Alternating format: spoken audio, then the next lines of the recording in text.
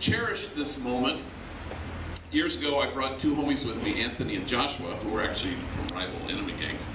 And they helped me speak to a Senate Select Committee on gangs. And we stayed with my brother and his wife in D.C. And after a long day, we were at home and had dinner and everything. And after dinner, Anthony and Joshua were upstairs watching Gremlins in the TV room. And my brother and his wife and I were in the living room, and we were having a beer and just debriefing at the end of a very long day. Well, Anthony came downstairs, and he sees us, and he goes straight to the kitchen. He opens the refrigerator, because he'd been down several times to get a Coke, and he sees us, and he says, "Can I have a beer?" And he was 19. I said, "No." And he's staring at the refrigerator. "It would mean a lot to me." I said, "No." And he still stares in the refrigerator, and he said, "I would cherish this moment." So that's kind of a decision we make, which is to cherish this moment. Cherishing is the answer. What's the question? Really, it's the answer to our clinging, to our holding on. The opposite of clinging is not letting go. The opposite of clinging is cherish, to cherish. And so letting go is how we get to that moment of cherishing.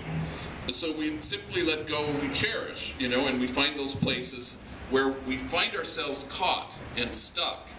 And so rather than seeing anger as this temporary feeling, we cling to it and we don't let it go. A brilliant homie who I know was telling me how he had a run-in with his parole officer, and it was not happy, and the parole officer was a little on the, how can I put this, tapado side, and he says, "She put me in a funk, and I'll admit my immune system was down, and so I let her take me to that place, and I hung on to it instead of letting go." And we're kind of the boss of our own funks. So we try to practice here letting go. That's kind of the whole deal. So that we can quickly move to the joy and freedom of what it means to cherish. When I was growing up, my dad taught me how to drive. He taught all my siblings how to drive, and he would do it the same way. He would take us to an empty parking lot on a Sunday because all the stores were closed.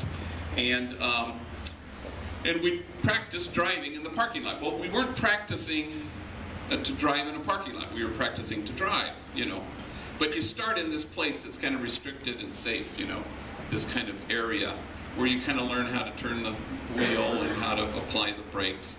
And that's what happens here at Homeboy. You practice letting go, where you find yourselves getting caught and stuck, and you don't want to be in that place.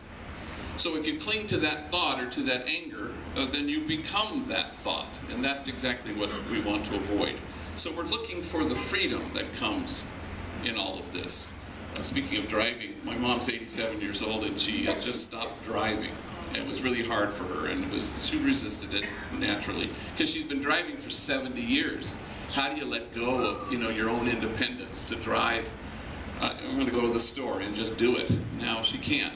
But it's an odd thing that's happened. There's this kind of odd peace and joy and freedom.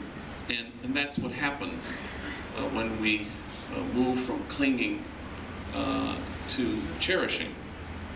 Here's the truth. You got to release your grip. Because everything in life ends. That's not the bad news. That's just an invitation to cherish. Our health ends, our ability to drive ends, our life ends. This is not bad news.